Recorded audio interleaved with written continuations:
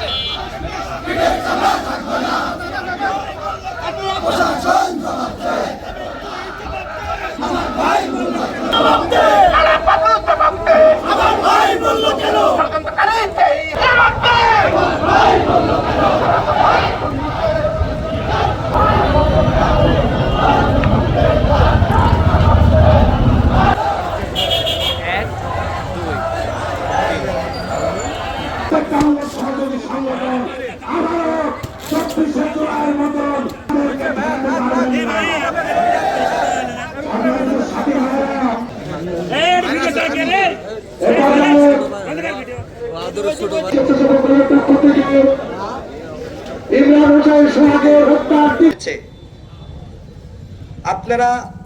একটা জিনিস খেয়াল করেন, সচিব এবং জিয়া সাইবার ফোর্স ঈশ্বরদী উপজেলা শাখার সোহাগ কিন্তু